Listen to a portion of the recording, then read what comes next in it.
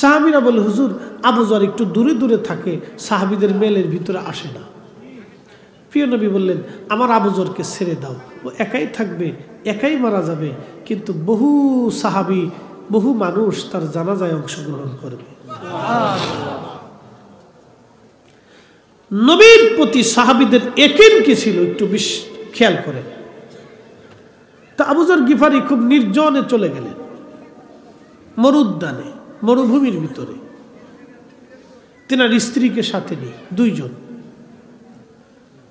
তো উনি অসুস্থ হয়ে পড়লেন, পড়ে গেলেন। তো স্ত্রী কাঁদতেছে। হযরত আবু যর ডেকে বললেন, বিবি রে, কি জন্য তুমি কাঁদো?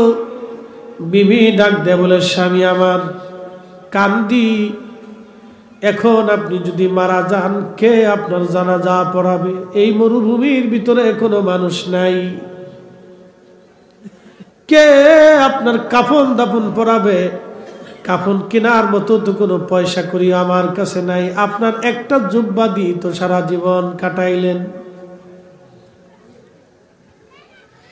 আর কে আপনার কবর দিবে? আমি একজন নারী, কি করে আপনার কবর দিব বলেন স্বামী? এই জন্য কান্দি। আবু যর ডাক দেখায়, বিবিরে কানবা না, আমার মাসুক নবীর জবান থেকে আমি শুনছি, নবী আমাকে বলেছেন আমি থাকবো একা, মরবো একা, কিন্তু আমার জানাজায় বহু মানুষ আসবে, চিন্তা করিও না, বহু মানুষ না আসা পর্যন্ত আমার মওত হবে না।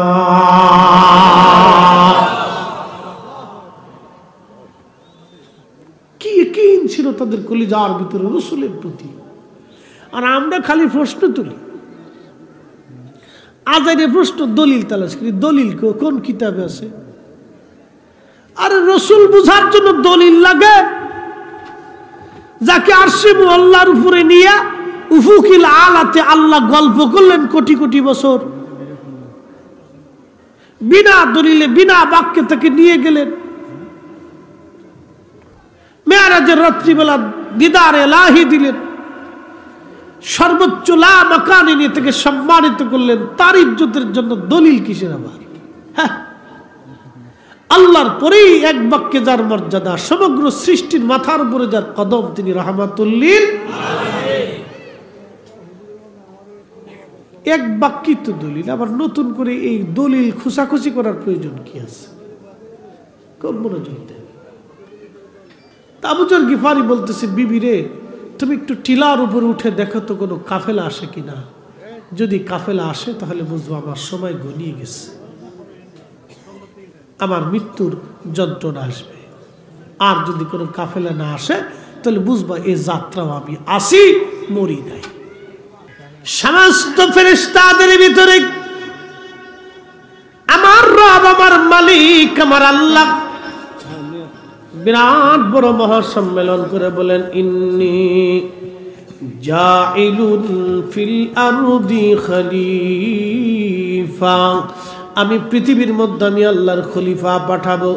তখন ফেরেশতারা জবাব দিল, ক্বালু আতাজআলু ফিহা মান ইউফসিদু ফিহা ওয়া ইয়াসফিকু দিমা,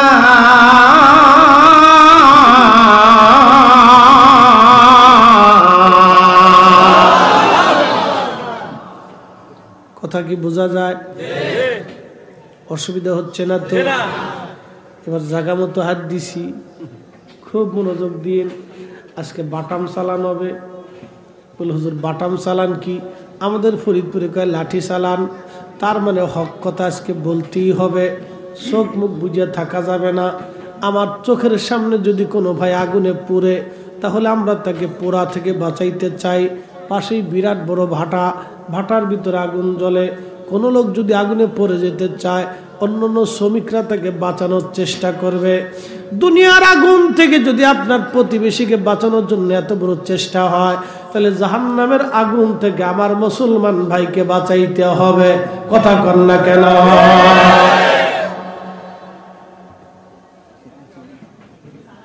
হাজিরিন, মনোযোগ দিয়ে শুনিয়া যান।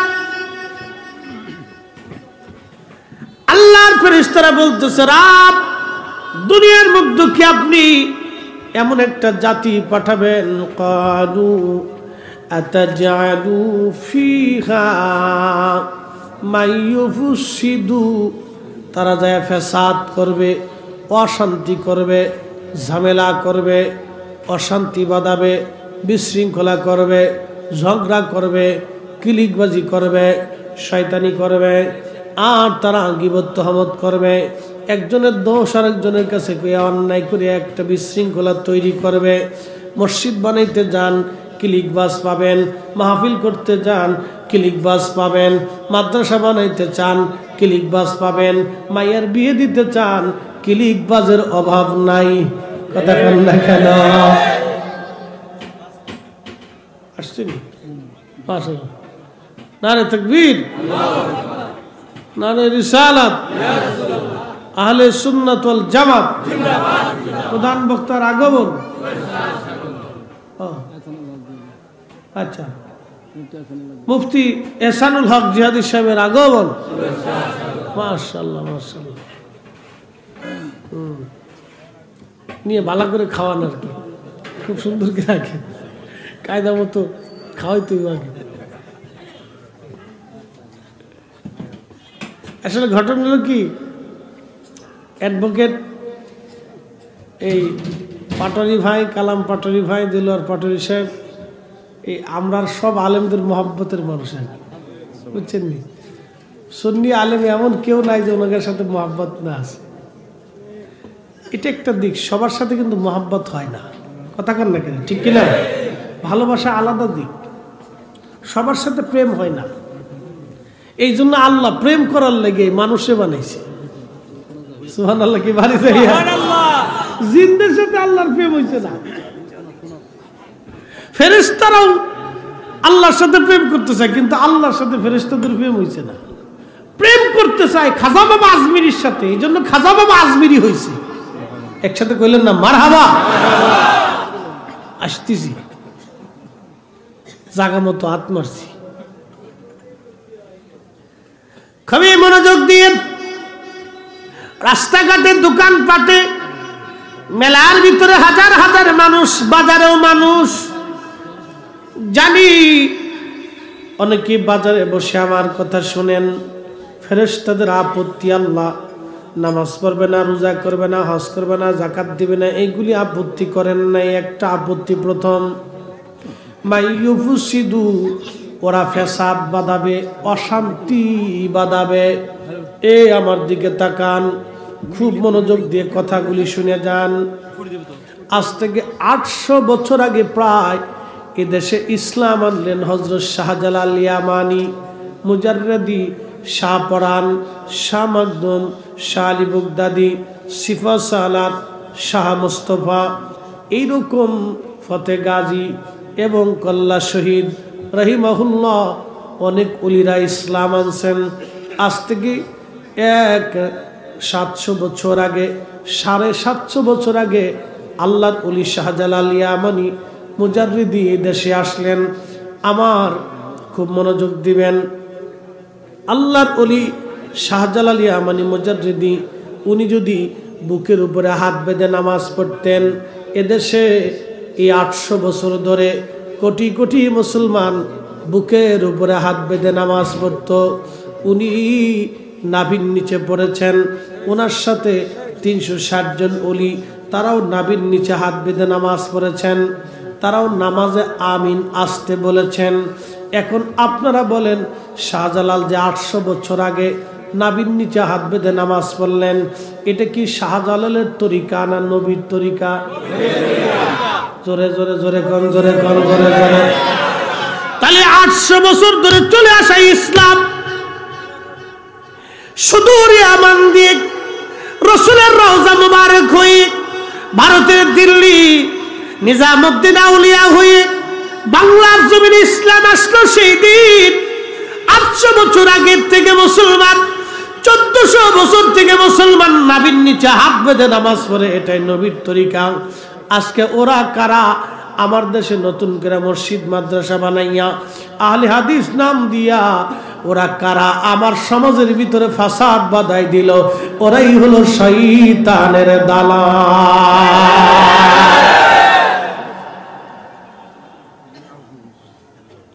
কষ্ট হইতেছে আপনাদের? বেজার হইছে?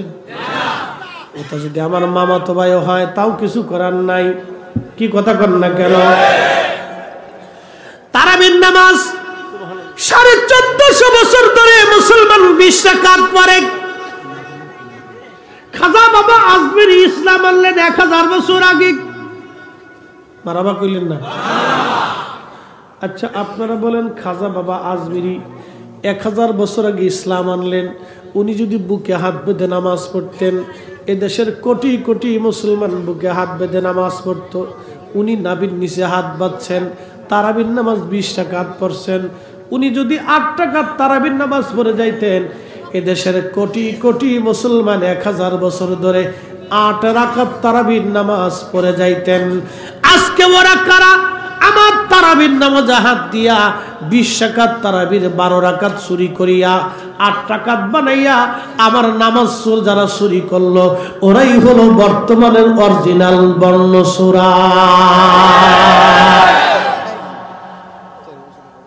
এখন যদি কন যে হুজুর না ওদেরটাই ঠিক, ওরা বুখারী থেকে কয়, বিভিন্ন জায়গার থেকে সহিহ হাদিসের দলিল দেয়, তাহলে শাহজালাল বেঠিক, শাহ পরান বেঠিক, শাহ মাকদুম বেঠিক, খাজা বাবা আজমিরি বেঠিক, মুজাদ্দিদ আল হুসাইনি বেঠিক, শাহ হযরত বাহাউদ্দিন নাসরুল বুখারী বেঠিক, এরপরে আপনার কি বলে হুজুর গাউসে বাগ বেঠিক, এরপরে ইমাম আজম আবু হানিফা বেঠিক, এরপরে ইমাম ইউসুফ বেঠিক, ইমাম সুয়ুতি বেঠিক, মোল্লা আলী কারি বেঠিক, এই যে হযরত শাহ আব্দুর রহিম মুহাদ্দিস দেহলভী বেঠিক, শাহ ওলিউল্লাহ মুহাদ্দিস দেহলভী বেঠিক, শাহ আব্দুল আজিজ মুহাদ্দিস দেহলভী রাহমাতুল্লাহ আলাইহি বেঠিক, এবং আওলাদে রাসূল নবীর বংশধর হুজুর গাউস পাকের আওলাদ হযরতে শাহ মাকদুম আশরাফ জাহাঙ্গীর সিমনানি রাহমাতুল্লাহ আলাইহি বেঠিক, হযরতে সৈয়দ আবু তাহের মাদানী বেঠিক, সৈয়দ ইজহার আশরাফ আল জিলানী বেঠিক, সব অলিরা বেঠিক।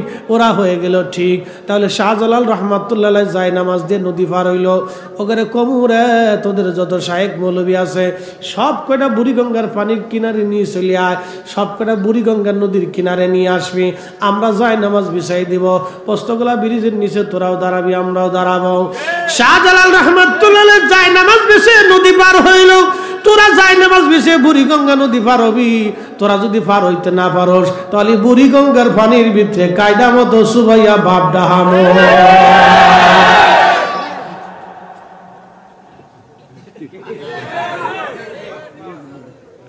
সিটার কত বড়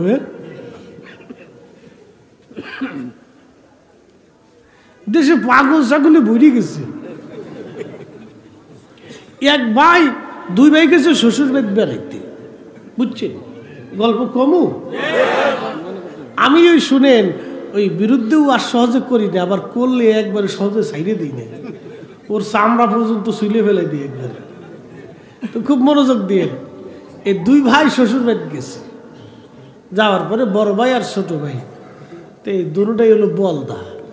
এই বরিশালে ওদিকে গেলে কেউ অগা, কেউ কয় মগা, সিলেটে গেলে কয় শি দিয়ে, কোথাও কয় বলদা, কোথাও বলদ, এই এক এক জায়গায় এক এক নাম।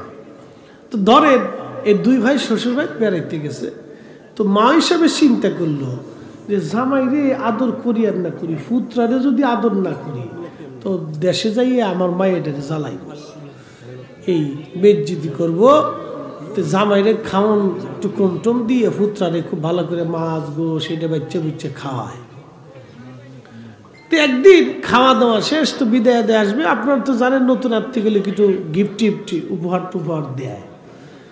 শাশুড়ি বলতেছে, মা হিসাব বলতেছে, বাবা রে আমরা তো গরিব মানুষ, তোমার তাই সব বিদেশ থাকতেও কিছু আনতে টানতে পারে নাই, কিছু আতর ছিল, তো বাবা 1 শিশি আতর দিলাম, তুমি নিয়ে যাও। তো পুত্রা এমন মগার মগা আতরের মুটকাটারে দেখে চিন্তা করলো, বাপরে বাপ মধুর মতো দেখা যায়, গিরানো খুব সুন্দর, মুটকাটারে খুললে হাতের মধ্যে ঢাইলে 4টে খাওয়া ধরছে। মা ওই কই কোন বলদার আতর দিলাম গায়ে লাগানো লেগে 4টে খাই, কি বলদার বলদা। আচ্ছা জামাই আসুক।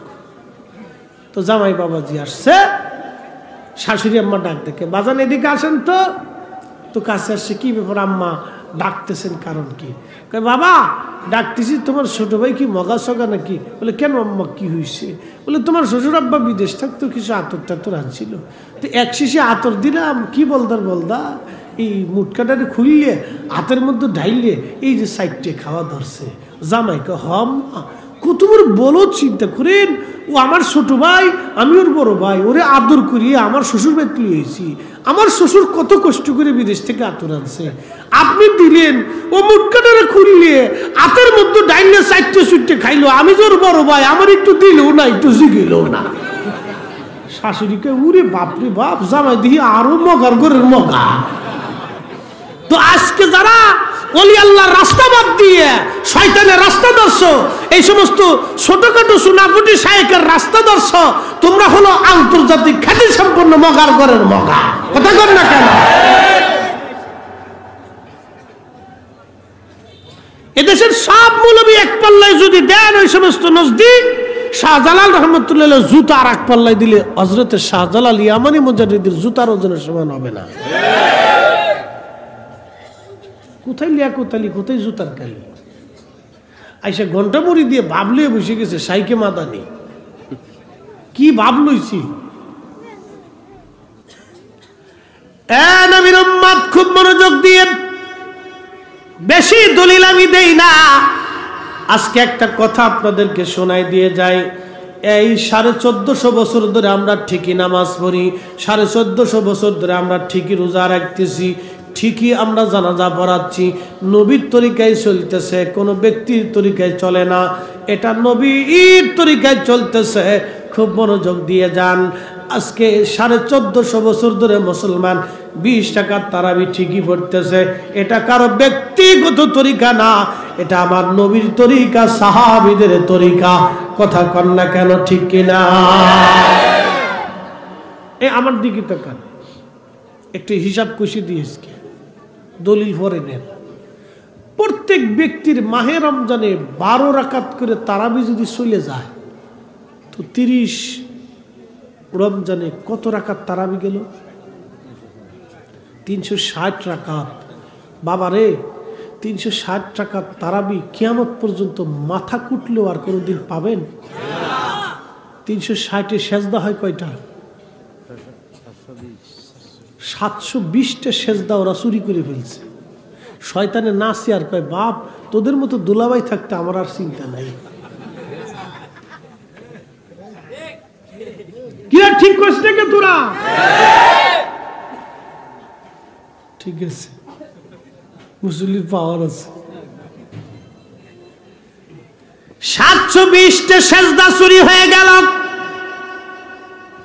মাহে রমজানে। আপনার কিয়ামত পর্যন্ত যদি আপনি কান্না করেন, এই 720টা সেজদা আর পাবেন না।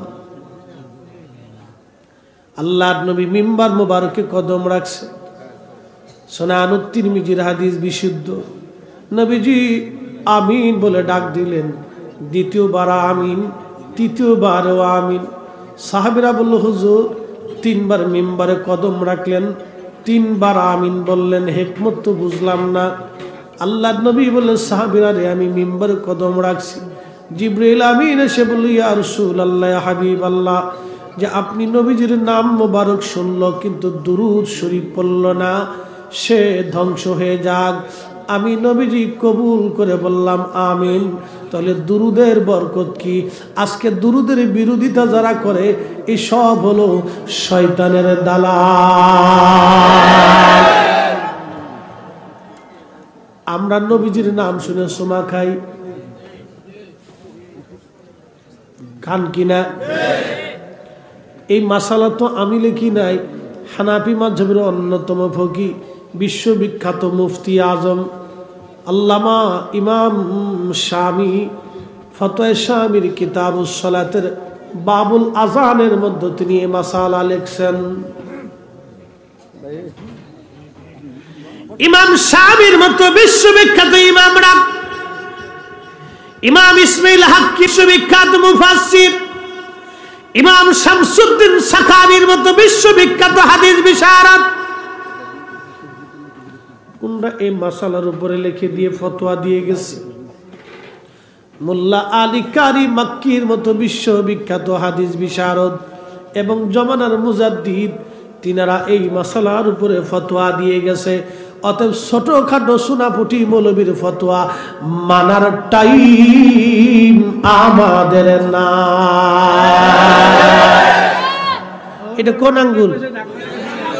হ্যাঁ, আচ্ছা, এই চোখে চুমা খেলে একটা রোগ সারে, চোখের বালা সারে, একসাথে কর না মারহাবা। কয়েকটা আমল করলে চোখের জ্যোতি বাড়ে। 1 নম্বর কোরআন শরীফ দেখলে, আসতে হইল কেন? 1 নম্বর কোরআনের দিকে যদি মায়ার নজরে তাকান চোখের জ্যোতি বাড়বে। 2 নম্বর সবুজের দিকে যদি তাকান তো চোখের জ্যোতি বাড়বে। 3 নম্বর মা বাবার চেহারার দিকে যদি মায়ার নজরে তাকান চোখের জ্যোতি বাড়বে। 4 নম্বর নবীজির নাম শুনে বৃদ্ধাঙ্গুলি চুমুখে চোখের মধ্যে লাগাইলে চোখের জ্যোতি বাড়ে।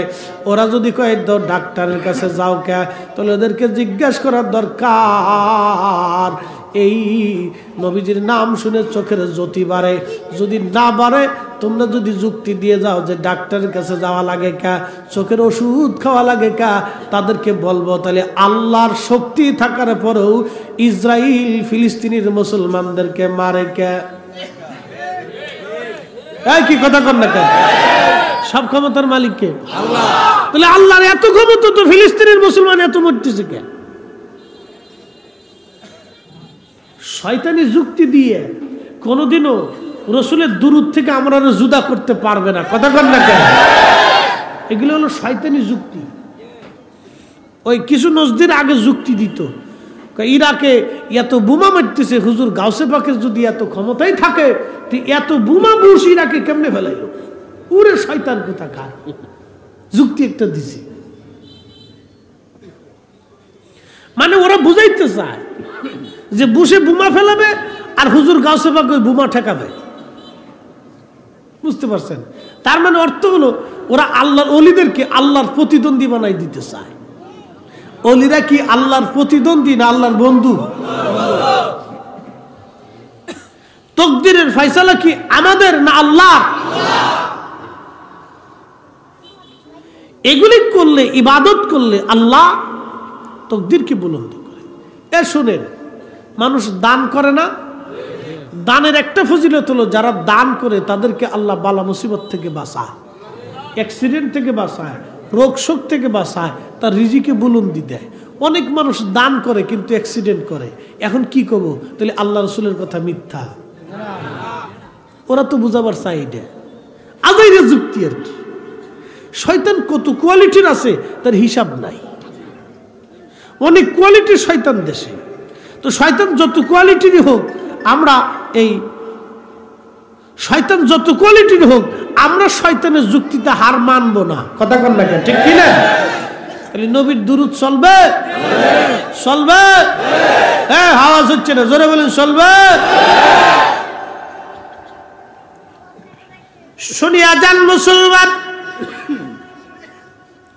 এই দুরূদের মশালাগুলি, চুমু খাওয়ার মশালা আমরা দেখি নাই, বিশ্ববিখ্যাত ইমামরা দিয়ে গেছেন। বাবাজি আসেন আপনাদেরকে আজকে বুঝাই দিয়ে যাই। তাহলে মাহে রমজান থেকে নেকি চলে গেল কত? আল্লাহর নবী এরপরে দ্বিতীয় মেম্বারে কদম রাখলেন। জিব্রাইল বলেন আমিন, নবীজি বললেন আমিন। জিব্রাইল বলেন ইয়া রাসূলুল্লাহ, যে বাবা মা পাইল কিন্তু খেদমত করে জান্নাত কিনে নিতে পারল না, সে ধ্বংস হয়ে যাক। যে বাবা মা পাইল কিন্তু খেদমত করে জান্নাত নিতে পারল না, সে ধ্বংস হয়ে যাক। যে বাবা মা পাইছে কিন্তু খেদমত করে জান্নাত নিতে পারল না, সে ধ্বংস হয়ে যাক। ও নবীর উম্মতেরা, কসুয়ার মেঘডাইরবাসী খুব মনোযোগ দিয়ে শুনবেন।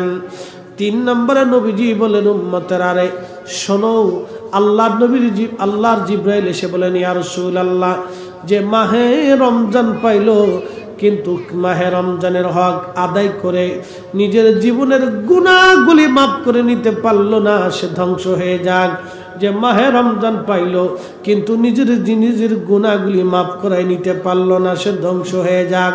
এবার আপনারা বলেন তারাবির নামাজ হযরত ওমর পড়লেন 20 রাকাত, উসমান পড়লেন 20 রাকাত, আলী পড়লেন 20 রাকাত, তালহা পড়লেন 20 রাকাত, জুবাইর পড়লেন 20 রাকাত, আব্দুর রহমান ইবনে আউফ পড়লেন 20 রাকাত, এরপরে আপনার হযরত সাইদ ইবনে জুবাইর পড়লেন 20 রাকাত, সাদ বিন আবি ওয়াক্কাস পড়লেন 20 রাকাত, আম্মা জান আয়েশা পড়লেন 20 রাকাত, হযরত আবু সাঈদ খুদরি পড়লেন 20 রাকাত, আবু হুরায়রা পড়লেন 20 রাকাত, হাসান আর হুসাইন রাদিয়াল্লাহু আনহুমা পড়লেন 20 রাকাত, ফাতেমা পড়লেন 20 রাকাত। আল্লাহর নবীর বাগানের যত সাহাবী রাসূল করিমের ইন্তেকাল হযরতে ওমরের জমানায় যত সাহাবী পেয়েছে সব সাহাবী তারাবি বললেন 20 রাকাত। আজকে ওরা কারা? সব সাহাবীর বৃদ্ধাঙ্গুলি দেখাইয়া আমার মাহে রমজানের তারাবি যারা চুরি করে ফেললো ওরাই হলো আন্তর্জাতিক খ্যাতি সম্পন্ন সূরা।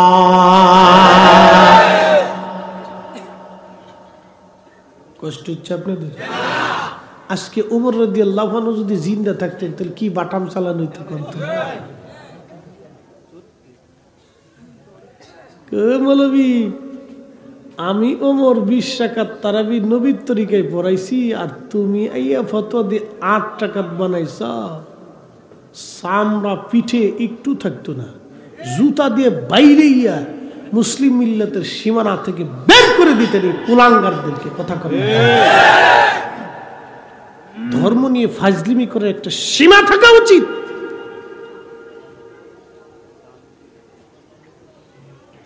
আল্লাহ রাসূল বলেন ফাআলাইকুম বিসুন্নতি, তোমরা আমার সুন্নাহকে আঁকড়ে ধরবে, ওয়া সুন্নাতিল খুলাফায়ে রাশিদিন আল মাহদি। ইসলামের 3 খলিফা মসজিদে নববী হারাম শরীফে 20 রাকাত তারাবি চালু করে দিয়ে গেছে। আজকে তাহাজ্জুদের হাদিসের অপব্যাখ্যা করে ওরা 8 রাকাত তারাবি বানাইয়া এই উম্মতের কোটি কোটি মুসলমানের নামাজ নষ্ট করে দিয়েছে। কোটি কোটি মুসলমানের নামাজ নষ্ট করে দিয়েছে। হাজিরিন, কেউ যদি তারাবি নামাজ ইচ্ছা করে না পড়ে সেটা একটা অপরাধ, কিন্তু কেউ যদি মনে করে তারাবি 20 রাকাতই নাই তাহলে আরেকটা মারাত্মক অপরাধ। তাহলে সাহাবীরা মিথ্যাবাদী হবে, হযরত ওমরের জীবন মিথ্যা হবে, হযরত আলীর জীবন মিথ্যা হবে, হযরত উসমানের জীবন মিথ্যা হবে, হযরতের সাহাবায়ে কেরামের জীবন মিথ্যা হবে। আর আপনারা মনে রাখবেন আকাশ পৃথিবী ভেঙে চুরমার হয়ে যাবে, আল্লাহর নবীর কোনো সাহাবী মিথ্যা হতে পারে না। কথা কন না কেন, ঠিক কিনা?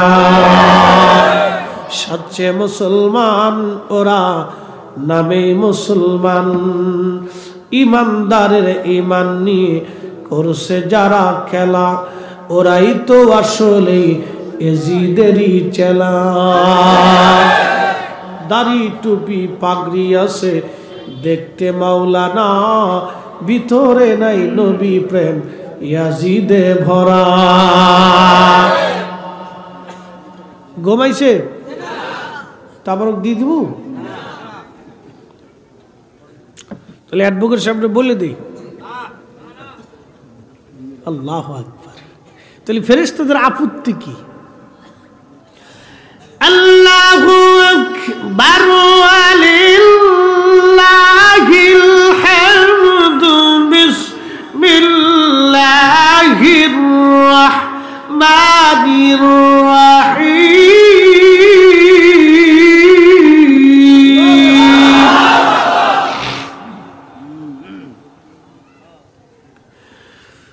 قالوا وتجعل فيها من يفسد فيها ويسفك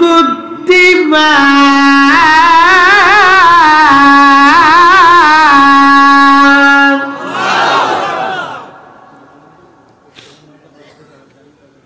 ونحن نسبح بحمدك ونقدس لك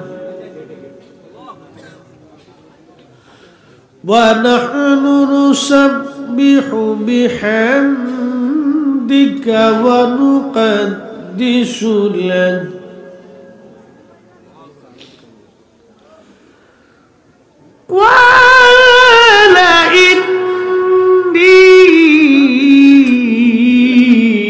أعلم ما لا تعلمون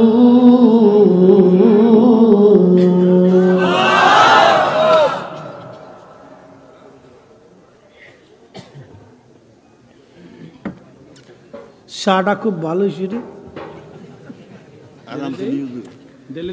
হ্যাঁ ঢেলে দিতেই হবে না দিলে তো উপায় নাই কালকে 3টে করেছি সিলেটে তার আগের দিন 4টে মেরেছি আজকে একটা করে তারপরে এই যে ঝাড়তেছি আজকে এটা ঝেড়ে আর একটা ঝেড়ে তারপরে বাসায় যেয়ে ঘুমিয়ে কালকে জমা পড়াই আরো 3টে ঝাড়তে হবে মারহাবা করলেন না আপনারা আমি হিসাব কিতাব করে দেখলাম যে খাই 2 বেলা কিন্তু শরীর টলে না কেন পরে হিসাব করে দেখলাম যে আল্লাহর জিকিরের কারণে এটা ঠিক থাকে অসম্ভব সারাদিন 24 ঘন্টায় আপনারা 8 ঘন্টা ঘুমাইছেন আমি 4 ঘন্টার উপরে ঘুমাইছি না জিকিরের কারণে এই জন্য আগের ওলিরা সারা রাত জাগছে ইমামুল আজম আবু হানিফা একটানা 40 বছর এশার যদি ফজরের নামাজ পড়ছে আল্লাহু আকবার কত বছর জোরে কর শুধু ইমামুল আজম আবু হানিফা না হুজুর গাউসে পাকু এশার 40 বছর এশার নামাজ পড়ছে হযরত শেখ আব্দুল হক মুহাদ্দিস দেহলভী উনার কিতাবের ভিতরে লিখছেন আখবারুল আখিয়ারের মধ্যে লিখছেন খুব মনোযোগ দিয়ে একজন ব্যক্তি এশার যদি ফজরের নামাজ 40 বছর পড়ল কি পরিমাণে তাকওয়া আমার নবীর 4 জন সাহাবী থেকে তিনি হাদিস শুনলেন 4 জন সাহাবীর সোহবত তিনি পেলেন তিনি আমাদের মাযহাবের ইমাম আবু হানিফা ওনার উস্তাদের নাম ইমাম ইব্রাহিম নখঈ তিনার উস্তাদের নাম হযরত আব্দুল্লাহ ইবনে মাসউদ যিনি এই উম্মতের সবচেয়ে বড় মুফতি সাহাবী আব্দুল্লাহ ইবনে মাসউদের উস্তাদের নাম রাহমাতুল লিল আলামিন আর রাহমাতুল লিল আলামিনের উস্তাদের নাম রব্বুল আলামিন রব্বুল আলামিনের ছাত্র রাহমাতুল লিল আলামিন রহমাতুল লিল আলামিনের ছাত্র আব্দুল্লাহ ইবনে মাসউদ আব্দুল্লাহ ইবনে মাসউদের ছাত্র ইব্রাহিম নখঈ রাহিমাহুল্লাহ তিনার ছাত্র আমাদের মাযহাবের ইমাম ইমামুল আজম আবু হানিফা রাহমাতুল্লাহি আলাইহি ওরে সূরার দল তোরা 8টা কাব্যে এই যে তারাবি বানাইছো তোমরা হলো অরিজিনাল সূরার গরে সূরা আন্তর্জাতিক বেদাতি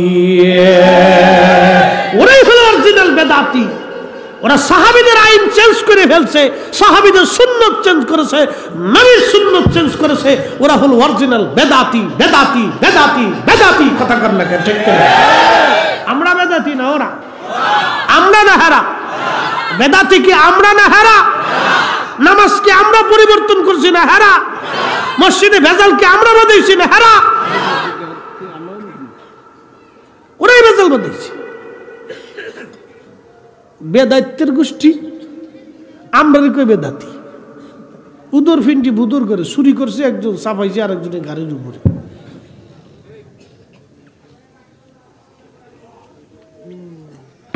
চলবে চলবে খাপ মনোযোগ দিয়ে চলবে চলবে চালাইতেই হবে ফরিদি সাহেবের অস্তিত্ব 50 বছর আগে পৃথিবীর মধ্যে ছিল না এখন অস্তিত্ব আছে আগামী 50 বছর পরে আর থাকবে না আপনারা যারা সামনে বসে আছেন 100 বছর আগে কারোই অস্তিত্ব দুনিয়াতে ছিল না 100 বছর পরে কারো অস্তিত্ব দুনিয়াতে থাকবে না কেন মালিক দুনিয়াতে পাঠাইছে আল্লাহর ফেরেশতারা ডাক দেয় আল্লাহ এমন জাতি দুনিয়াতে পাঠাইবা যারা দুনিয়ার মধ্যে ফাসাদ বাঁধাবে অশান্তি করবে ওয়াসফিকুদ্দিমা মারামারি কাটাকাটি করবেন এবার যান, পৃথিবীতে মানুষ আছে 800 কোটি, দুনিয়াতে দেখেন 800 কোটি মানুষ আছে। 800 কোটি মানুষের জন্য কত সেনাবাহিনী? বাংলাদেশে রিজার্ভ দিয়ে প্রায় 10 লাখ হবে, ভারতে ওইরকম 30 লাখ হবে, চীনে প্রায় 40 লাখ হবে, আমেরিকায় ওই সব দিয়ে 40 লাখ হবে, ওই আপনার উত্তর কোরিয়াতে প্রায় 30 লাখ হবে, রাশিয়াতে 20 লাখ হবে। এইরকম সারা পৃথিবীর সেনাবাহিনী যদি আপনি গুনে দেখেন, তাহলে 800 কোটি মানুষের জন্য সেনাবাহিনীর সংখ্যা মিনিমাম হলেও 2-4-5 কোটি আছে, পুলিশের সংখ্যা আরও 2-4-5 কোটি আছে, নিরাপত্তাজনিত গোয়েন্দা বিভাগ 2-4-5 কোটি আছে।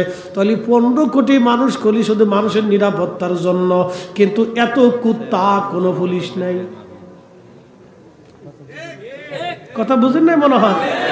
দুনিয়াতে এত কুত্তার কোনো পুলিশ নেই, এত পাখির কোনো পুলিশ নেই, এত বিলাই কোনো পুলিশ নেই, আইন নাই, আদালত নাই, অ্যাডভোকেট নাই। মানুষের ভিতরে অ্যাডভোকেট কালাম পাটোয়ারি, মানুষের ভিতরে অ্যাডভোকেট দেলোয়ার পাটোয়ারি। আইনের মধ্যে বিপদে ঘপে পড়লে আপনারা চলে যান অ্যাডভোকেটদের কাছে, পড়ে গেছি ঝামেলার ভিতরে। কিন্তু এত কুত্তা, তার জন্য কোনো পুলিশ লাগে না, এত পশু পাখি প্রাণী কোনো পুলিশ ডিভিশন লাগে না, সেনাবাহিনী লাগে না। কিন্তু একমাত্র মানব জাতির মধ্যে সেনাবাহিনী।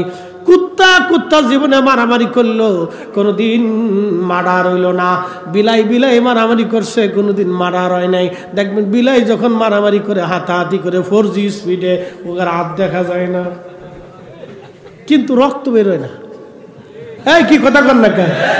বিলাই মারামারি করলো, একটু রক্ত বেরোলো না। মানুষে মারামারি করার সাথে আগে নাক পেছে কান, বাস রক্ত ভেদ করে বেরিয়ে গেছে। এই শুনে এগুলো খুনাখুনি, পিটাপিটি, মারামারি, বাস শেষ। মার্ডার, অ্যাটেম্প টু মার্ডার, পরে পুলিশ টুলিশ এই সেই নানান ঘোড়ার ডিম, আগর ডিম, বাগর ডিম।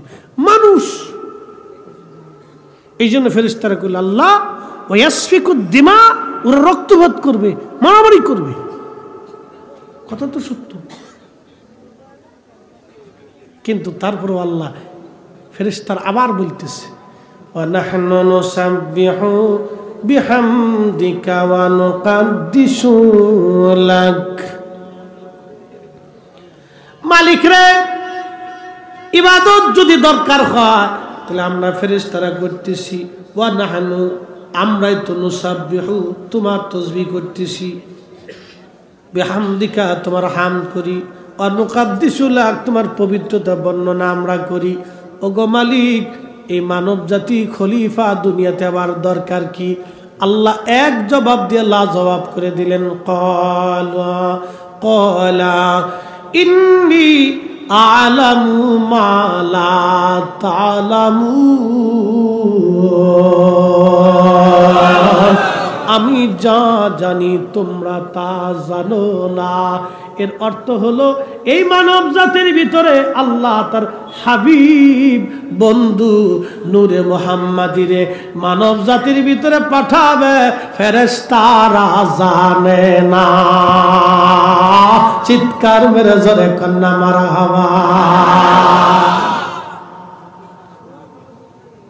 ও নজদি রসুলের শান বুঝবে কি ছাতা? হ্যাঁ, ও বুঝবে কি? হাতে তো খালি সারা জীবন দেখছি রসুল পেশাব করছে, আমরাও পেশাব করি। নবী খাইছে, আমরা খাই। নবী বাথরুম করছে, আমরা করি। নবী বাজার করছে, আমরা করি। নবী ঘুমাইছে, আমরা ঘুমাই। নবী বাজার সাথে করছে, আমরা করি।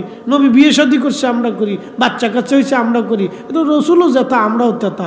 উরে শয়তানে হাসে, উরে চাষা, তোর মতো দুলাভাই থাকতে আর দুনিয়াত কারো দরকার নাই। কথা কন না কেন? কষ্ট হইতেছে আপনাদের?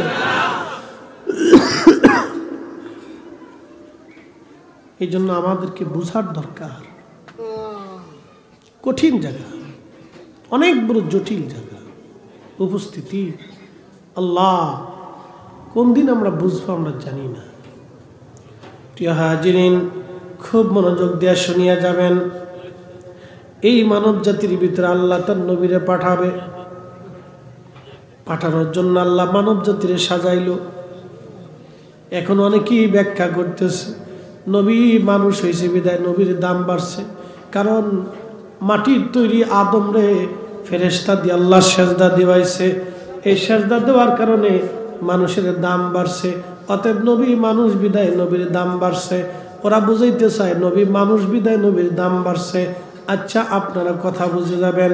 আরবিতে একটা প্রবাদ আছে, শরফুল মাকিনা ওয়া শরফুল মাকান, শরফুল মাকানে ওয়া শরফুল মাকিন। কিছু জায়গার কারণে মানুষের দাম বাড়ে, কিছু মানুষের কারণে জায়গার দাম বাড়ে।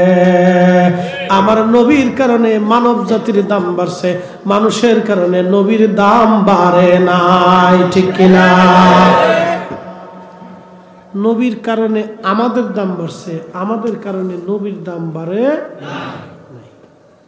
ভুল সিদ্ধান্ত। বলদ বুঝাবেন কেন? এই যে রজব মাস চলতেছে, আল্লাহ রসুলকে আল্লাহ আসমানে নিছেন। কোন জায়গা? আসমানকে। আমরা শ্বশুর বাড়ির কাছে? বাপরে বাপ, দুনিয়ার থেকে 500 বছরের রাস্তা প্রথম আসমান। তো এই 500 বছর দুনিয়ার 500 বছর না, আখেরাতের 500 বছর, ওই জগতের 500 বছর, দুনিয়ার 50,000 বছর, আর ওই জগতের একদিন। সেই দিনের 500 বছর দূরত্ব। প্রথম জমিন থেকে প্রথম আসমান পর্যন্ত। সপ্তম আসমান পাড়ি দিলেন, সিদরাতুল মুনতাহায় গেলেন, জিব্রাইল পাশে। শেখ সাদি রহমতুল্লাহ আলাইহি গুলিস্তা বস্তার মধ্যে লিখতেছেন, আগার এক সরে ময়ে বড়তর পরম ফরুগে তাজাল্লি বসো যাদে পরম। আগার এক সরে ময়ে বড়তর পরম ফরুগে তাজাল্লি বসো যাদে পরম। শেখ সাদি গুলিস্তা বস্তার মধ্যে লিখতেছেন, ও দুনিয়ার মানুষ, জিব্রাইল ডাক দিয়ে বলতেছি, ইয়া রাসূলুল্লাহ, আমার সীমানা শেষ, আর আগানোর সুযোগ নাই গো নবীজি। সামনের দিকে যদি বাড়াই আমি ধ্বংস হয়ে যাব, পুরে সারকার হয়ে যাব। নবীজি বলতেছেন, আমার আল্লাহ নিলেন। এই আমার দিকে তাকান। নিতে নিতে নিতে নিতে নিতে নিতে নিতে নিতে নিতে নিতে লা মাকান, যেই স্থানের কোনো নির্দিষ্টতা নাই, সীমানা নাই, দূরত্ব নাই। আপনি যদি ঢাকা যান, মাইলেজ আছে, কত দূর ঢাকা তার এক নির্দিষ্টতা আছে। আপনি পৃথিবীর প্রান্তে গেলেও একটা নির্দিষ্টতা আছে। মহাসাগরেও যদি ঘুরেন তার একটা নির্দিষ্টতা আছে। আল্লাহ নবী বললেন, আমার মালিক আমারে নিতে নিতে নিতে নিতে এত উপরে নিলেন। বিমা লা ইয়ালামুহু ইল্লাল্লাহ। সহিহ বুখারীতে নবীজি বলতেছেন, বিমা লা ইয়ালামুহু ইল্লাল্লাহ। আল্লাহ এত উপরে নিলেন, এর সীমানা আল্লাহ ছাড়া কেউ জানে না। এর অর্থ হলো আমার নবীর সম্মানের সীমানা আমরা কেউ বলতেই পারবো না। কথা কন না কেন, ঠিক কিনা? কত উপরে নিলেন,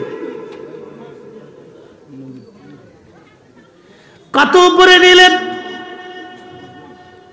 এত দূরে নিয়ে নিলেন আল্লাহ। আজ আর সীমানা বলার কোন সুযোগ আমাদের নাই। আল্লাহু আকবার। সেই জন্য সাহাবীরা ওই নবী পাওয়ার জন্য পাগল পাড়া থাকতেন। সাহাবীরা নবী ছাড়া কিছু বুঝতেন না। সাহাবীদের চরিত্র ছিল নবী নবী নবী নবী নবী। আল্লাহর নবীর জন্য সাহাবীরা সব দেওয়ানা ছিলেন। এমন কোন সাহাবী নাই রে রসুলকে খুশি না করতেন। কারণ সাহাবীরা কালেমা পড়ছে নবী দেখে, সাহাবীরা ঈমান আনছে নবী দেখে। ওই মেরাজ থেকে নবী ঘুরে আসলেন, তখনও অজুর পানি গড়াচ্ছিল, তখনও বিছানা গরম ছিল। আল্লাহর নবী কথা বলার পরে আবু জাহেল, উতবা, সাইবা, মুগিরা, আবুল আহাব, কাট্টা কাট্টা কাফেররা কয়, দেখছনি মুহাম্মদ পাগল হয়ে গেছে। আবু জাহেল দৌড়াই গেল, আবু বকর রে, তুমি তো তোমার সঙ্গীর কথা শুধু বিনা বাক্যে মেনে নাও। আজকে শুনছো তোমার সঙ্গী মুহাম্মদ কি বলতেছে আমার ভাতিজা। বলে কি বলেন আবু জাহেল? বলতেছে তিনি বলে এক রাত্রিবেলা বাইতুল্লাহ হয়ে, বাইতুল আকসা হয়ে সপ্তম আসমান পাড়ি দিয়া জান্নাত আর জাহান্নাম দেখে বলে তখনও দুনিয়াতে আসে, তখনও বলে অজুর পানি গড়ায়, বিছানা বলে তখনও গরম।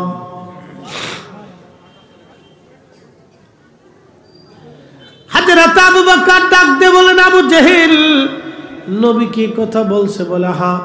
আবু বকর ডাক দিয়ে বলেন, আবু জেহেল তাহলে সত্যই বলছে। আবু বকর রাদিয়াল্লাহু আনহু দৌড়ে আসলেন, ইয়া রাসূলুল্লাহ, কালকে রাত্রে বলে আপনার মেরাজ হয়েছে, প্রথম আসমান হয়ে সিদরাতুল মুনতাহা দিয়ে উফুকিল আলা দিয়ে সর্বোচ্চ দিগন্তে দিয়ে আল্লাহর সাথে কথাবার্তা বলিয়া আপনি বলে জান্নাত জাহান্নাম দেখিয়া দুনিয়ার মধ্যে চলে আসছেন। হুজুর মেরাজ বলে হয়ে গেছে। নারে তাকবীর, নারে রিসালাত। প্রধান বক্তার আগমন, হযরত হুজ্জাতুল্লাহ নকশবন্দি সাহেবের আগমন, ডক্টর হুজ্জাতুল্লাহ নকশবন্দি সাহেবের আগমন। মারহাবা, একটু ভালো করে খাওয়াই এনে। আমি তো খাইনি দিয়ে শরীরটা দুর্বল দুর্বল লাগতেছে। আমি টাইম পাইছি না, আজকে আর সময় নেই খাওয়ার, একবারে লাস্টের ডে যায় খাইতে সুযোগ নেই। আমি শুধু যাই ভিতরে একটু অজু করছি আর চা খাইছি।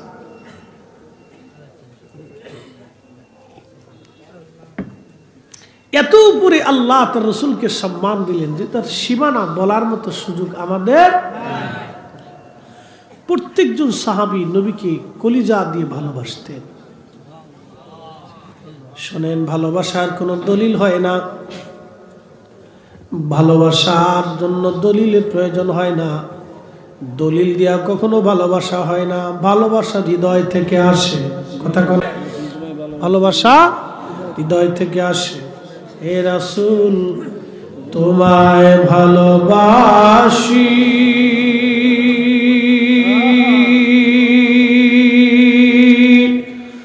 অন্তরে শুধু, মুখে নয়, জান্নাতের আশায় নয়। হে রাসূল জাহান্নামকেও ডরি না,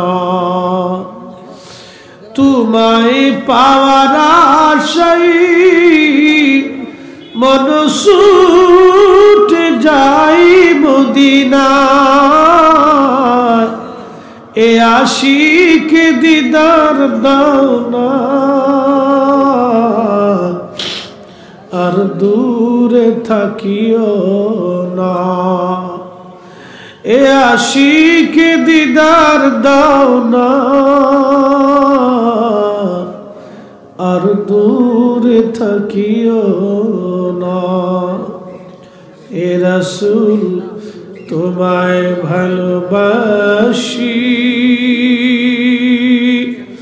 অন্তরে শুধু, মুখে নয়, জান্নাতের আশায় নয়। হে রাসূল জাহান্নামকেও ডরি না। আল্লাহুম্মা সাল্লি আলা সাইয়্যিদিনা মাওলানা ওয়া আলা আলি সাইয়্যিদিনা।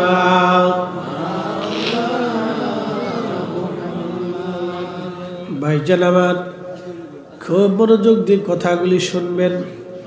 আল্লাহ নবীজি কালেমার দাওয়াত দিলেন। এই কালেমার দাওয়াত যখন আসলো, সাহাবীরা কালেমা যারা পড়ল, কত সাহাবীর পিঠের চামড়াগুলি চলে গেল। হযরত সুমাইয়া রাদিয়াল্লাহু আনহা, তিনি ছিলেন একজন দাসী। দাসী হলে কি হবে?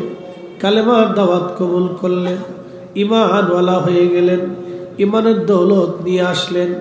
আহা, ঈমানের দৌলত আনার পরে আবু জাহেলের লোকেরা তাকে ধরে নিয়ে গেল, হাত পা গুলি বেঁধে। আবু জাহেল গুপ্তাঙ্গের ভিতরে বর্ষা মেরে মেরে নির্মমভাবে তাকে হত্যা করলো, শহীদ করে দিল হযরত সুমাইয়াকে। হযরত সুমাইয়া জীবন দিয়ে দিলেন, কিন্তু ঈমান দেন নাই, ঈমান দেন নাই। চিৎকার করে জোরে বলেন না মারহাবা।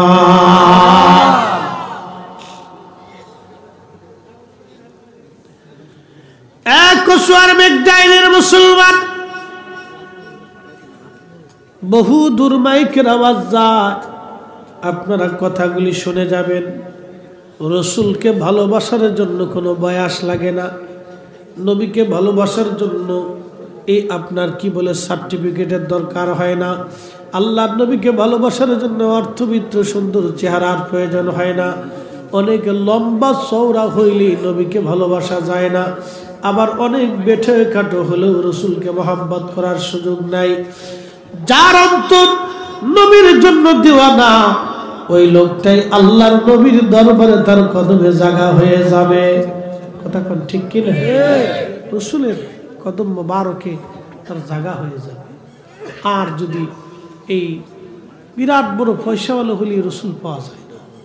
তার একটা বাস্তবতা হলো, সহিহ মুসলিমের কিতাব ফাজাইল ওয়া সাহাবিন নবী বাবু ফাদাইল ওয়াসাল কারনি, এই বাবের ভিতরে একটা হাদিসে কারিমা হযরত ওমর রাদিয়াল্লাহু আনহু থেকে আসছে। আল্লাহর নবী একদিন ওমরকে বলতেছিলেন, ওমর রে, যদি কোনোদিন তুমি ওয়াসাল কারনির সাক্ষাৎ পাও তো তার কাছ থেকে তুমি গুনাহের মাগফিরাত চেয়ে নিও, দোয়া চেয়ে নিও, আল্লাহর কাছে তোমার মাগফিরাতের জন্য দরখাস্ত নিয়ে নিও, কারণ আমার ওয়াইস দোয়া করতে দেরি হবে, আল্লাহ তার দোয়াকে কবুল করতে দেরি করবে না। বলেন সুবহানাল্লাহ।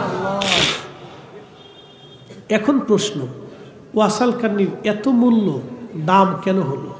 কি কারণে, কোন জন্য তার এত মর্যাদা হলো?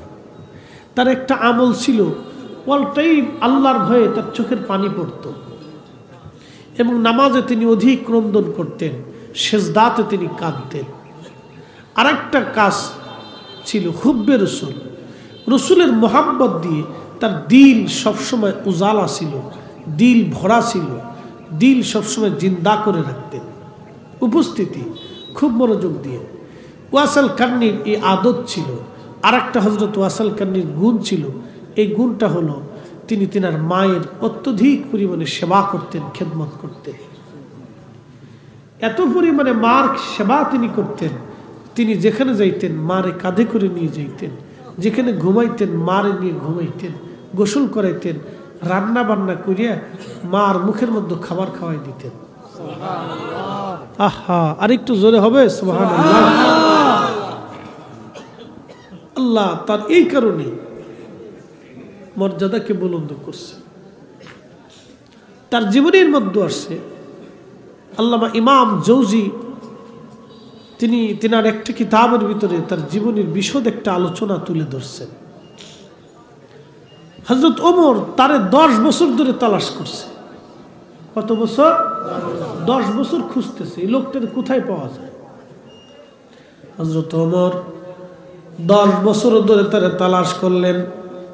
হযরত ওমরের যেদিন শেষ হজ, যেই বছর তিনি শহীদ হবেন, ওই বছরে তিনি হজ করতে গেলেন। তাওয়াফ করতেছিলেন হযরত ওমর। ঠিক এমন সময় তাওয়াফ চলাকালীন হযরত ওমর হাজিদেরকে বলেন, হাজিরা, আপনারা সমস্ত হাজিরা বসে পড়েন, শুধু ইয়ামানের হাজিরা দাঁড়ায় থাকেন। ইয়ামান থেকে যে সমস্ত হাজিরা আসেন তারা দাঁড়ান, বাকিরা বসে থাকেন। সব হাজি বসে গেল, ইয়ামানের হাজিরা দাঁড়ানো আছেন। হযরত ওমর বললেন, ইয়ামানের কর্ণী যারা আছেন তারা দাঁড়ায় থাকেন, বাকিরা বসেন। একজন দাঁড়ায় রয়েছে, একজন। তো হযরত ওমর জিজ্ঞেস করলেন, আপনি কি কার্নি? বলে হ্যাঁ। আপনি তো কার্নি, আপনাদের ভিতরে ওয়াইস নামে কাউরে ছিলেন? কাহা, আমাদের ভিতরে এক ওয়াইস আছে, পাগল। কি? একসাথে বলে, আরো জোরে। হ্যাঁ, বুঝে যাবে, পাগল। বলতেছে পাগল, তার হালত একটু বর্ণনা করেন তো। সে একজন পাগল, দুনিয়া বিরাগী, এই কোন রকম উট দুম্বা চড়া, সমাজে তার কোনো মূল্য নাই। সে মানুষের সাথে মিশে না, মানুষও তার সাথে মিশে না। আমরা দয়া করে তার একটা ঝুপড়ি ঘর বানাই দিছি, ওই ঘরের মধ্যে সারা দিন রাত বর আল্লাহর ইবাদত করে কাটায়। বলে খায় কি? তখন ওই লোকটা বলতেছে, সে মাঝে মধ্যে উট দুম্বা চড়ায়, 2-1 পয়সা রুজি করে, আর না হলে মাঝে মধ্যে ওই খেজুরের বিচি টুকায়। খেজুরের বিচি বাচ্চারা খেয়ে খেয়ে রাস্তাঘাট দিয়ে ফেলে দিত, এগুলি উনি গুছিয়ে গুছিয়ে টুকাইয়া এক জায়গা করে বাজারে নিয়ে বিক্রি করতেন। 2-1টা খেজুর যাহা পাইতেন ইফতার করতেন, সেহরি করতেন। এটা হলো তার জীবন। আমাদের কোনো মূল্য তার কাছে, তার কোনো মূল্য আমাদের সমাজে নাই। হযরত ওমর চোখের পানি ছেড়ে দিয়ে কাঁদতেছে। হাজিরা চিন্তা করো ওমর কাঁদে কেন? তখন বলতেছে আমিরুল মুমিনিন, এই লোকটার কথা শুনে আপনি কাঁদেন কেন? হযরত ওমর বলতেছে, আল্লাহর বান্দা, তুমি জানো না এই লোকটাকে আমি 10 বছর ধরে তালাশ করতেছি, তার প্রশংসা আমি আমার রাসূলের জবান থেকে শুনেছি। একসাথে বলবেন আল্লাহু আকবার।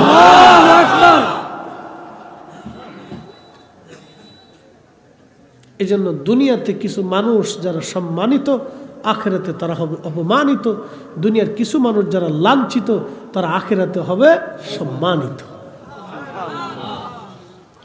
মেধা দিয়া, জ্ঞান দিয়া, ইলম দিয়া, মুফতি দিয়ে, মুহাদ্দিস দিয়া, বক্তা দিয়া, প্রিন্সিপাল দিয়া, চ্যান্সেলর দিয়ে আল্লাহ যদি পাওয়া যাইতো তাহলে বেলালে পাইতো না, ওয়াসাল কান্নি পাইতো না, খাব্বাবে পাইতো না, সুমাইয়া পাইতো না, ইয়াসারে পাইতো না। অধিক সাহাবীর নসিবে আল্লাহ যুক্ত না, রসুলও যুক্ত না, জুরাইবিবও পাইতো না, হানজালাও পাইতো না। আল্লাহ তার রসুলকে পাইতে হলে অবশ্যই আপনার দিলটাকে আল্লাহ এবং নবীর দিকে রুজু করে দিতে হবে। কথা বল ঠিক কিনা? এছাড়া বিকল্প কোনো ব্যবস্থা নাই। হযরত ওমর বলতেছে, ও আল্লাহর বান্দা, ওয়াইসাল কারনি কি হজে আসছে? বলে হ্যাঁ আমিরুল মুমিনিন হজে আসছে, তবে সে আরাফাতের মাঠে আছে। একটা গাছ আছে, ওই গাছের নিচে দেখবেন সে নামাজ পড়তেছে। হযরত আলী এবং হযরত ওমর রাদিয়াল্লাহু আনহুমা দুইজন দ্রুত গতিতে আরাফাতে যায় দেখলেন একটা গাছের নিচে দিনহীন একজন মানুষ মোটা কম্বলের মতো ওই আপনার ফসমের তৈরি একটা জুব্বা গায়ে দেওয়া, এখানে তালি, এখানে সিরা, এখানে ফাড়া, এখানে সেলাই করা, সেখানে সেলাই করা, খুব দিনহীন একজন মানুষ ও নামাজে তো আছে নামাজ পড়তেছে। হযরত ওমর রাদিয়াল্লাহু আনহু সালাম দিলেন, চুপচাপ বসলেন। নামাজ শেষ হয়ে যাওয়ার পরে ওয়াসাল কারনি সালামের জবাব দিয়ে বললেন, আপনারা কে বা কারা, কি জন্য আসছেন? হযরত ওমর পরিচয় দিয়ে বললেন, আমি খলিফাতুল মুসলিমিন ওমর, আর আমার সাথে যিনি তিনি আলী কাররামাল্লাহু ওয়াজ।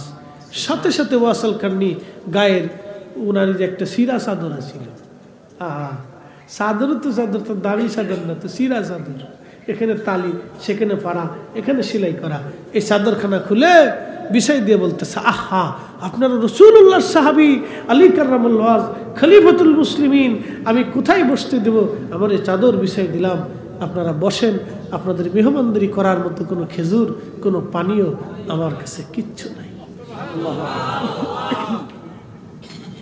হযরত ওমর কেঁদে ফেললেন, বলতেছে, রাসূলের কাছ থেকে আপনার প্রশংসা শুনছি, আপনি দয়া করে আমার মাগফিরাতের জন্য একটু দোয়া করে দেন। আর রাসূল বলেছেন আপনার নবীর উম্মতের মাগফিরাতের জন্য দোয়া করতে। ওয়াসাল কারনি বলেন, খলিফাতুল মুসলিমিন, আমি সবসময় আমার রাসূলের উম্মতের মাগফিরাতের জন্য আল্লাহর কাছে ক্রন্দন করতে থাকি। হযরত ওমর বললেন, হে আল্লাহর বান্দা, যদি একটু অনুমতি দেন, আপনার জন্য মক্কার বাজার থেকে কিছু খেজুর আর কিছু পোশাক আপনাকে হাদিয়া দিতে চাই। হযরত ওয়াসাল কারনি বললেন, কোনো প্রয়োজন আমার নাই, আমার এই জুব্বাই যথেষ্ট, আর খাবার ওটা আল্লাহর পক্ষ থেকে বরাদ্দ হবে। কি বুঝলেন? হযরত ওমর অনুরোধ করলেন, যদি একটু সুযোগ দেন তাহলে আমি আপনার জন্য একটু খেদমত করতে পারি। হযরত ওয়াসাল কারনি বলেন, কোনো প্রয়োজন নাই, আপনি খেলাফতের কাজে মনোযোগী হন। বিদায় দেয় নিয়ে চলে গেলেন। আর কোনোদিন দেখা হয়নি। এক আশ্চর্য জীবন, না একটা হাদিস বললো, না একটা কিতাব লিখলো, না একটা বয়ান করলো, না একটা আয়াত বললো, না একটা মাসালা শিখাইলো, কিন্তু যুগ যুগ ধরে এই উম্মতের ভিতরে তার প্রশংসা চলতেছে চলতেছে, মানুষ তার জিয়ারতে যাচ্ছে। এমন জীবন করিও গঠন, হাসিবে তুমি কাঁদিবে ভুবন, তারাই ছিলেন এই ব্যক্তি। কথা কন ঠিক না বেঠিক?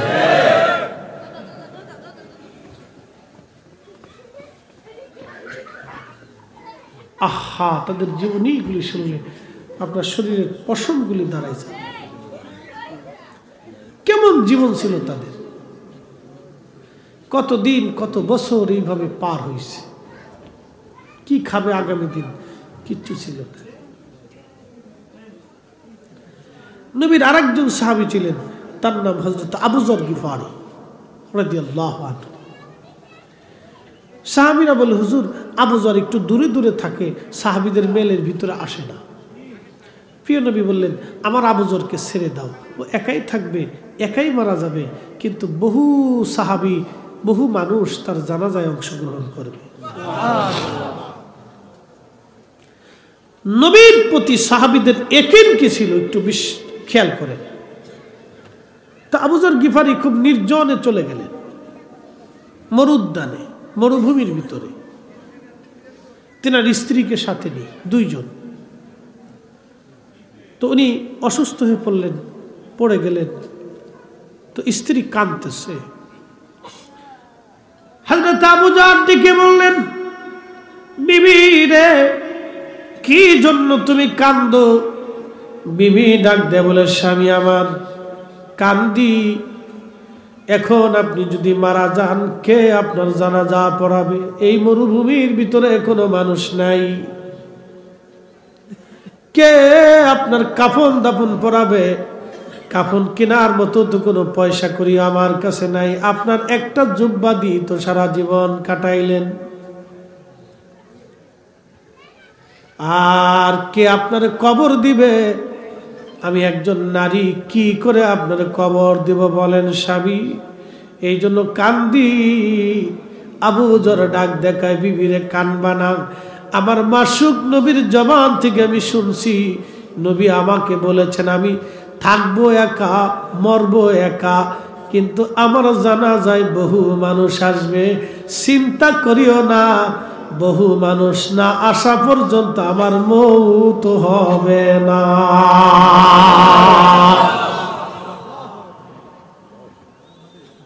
কি ইয়াকিন ছিল তাদের কলিজার ভিতরে রাসূলের প্রতি।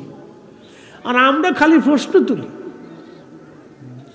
আজাইরে প্রশ্ন, দলিল তালাশ করি, দলিল কোন কিতাবে আছে? আরে রাসূল বুঝার জন্য দলিল লাগে। যাকে আরশে মুআল্লার উপরে নিয়ে উফুকিল আলাতে আল্লাহ গল্প করলেন কোটি কোটি বছর, বিনা দলিলে বিনা বাক্যে তাকে নিয়ে গেলেন। মেরাজের রাত্রিবেলা দিদার এলাহি দিলেন, সর্বোচ্চ লা মাকানে নিয়ে তাকে সম্মানিত করলেন। তার ইজ্জতের জন্য দলিল কিসের আবার? হ্যাঁ, আল্লাহর পরেই এক বাক্যে যার মর্যাদা, সমগ্র সৃষ্টির মাথার উপরে যার কদম, তিনি রাহমাতুল লিল আলামিন। এক বাক্যই তো দলিল, আবার নতুন করে এই দলিল খুশাখুশি করার প্রয়োজন কি আছে? খুব মনোযোগ দেন। আবু যর গিফারি বলতেছে, বিবি রে, তুমি একটু টিলার উপরে উঠে দেখো তো কোনো কাফেলা আসে কিনা। যদি কাফেলা আসে তাহলে বুঝবো আমার সময় গনিয়ে গেছে, আমার মৃত্যুর যন্ত্রণা আসবে। আর যদি কোনো কাফেলা না আসে তাহলে বুঝবা এই যাত্রাও আমি আসি, মরি নাই।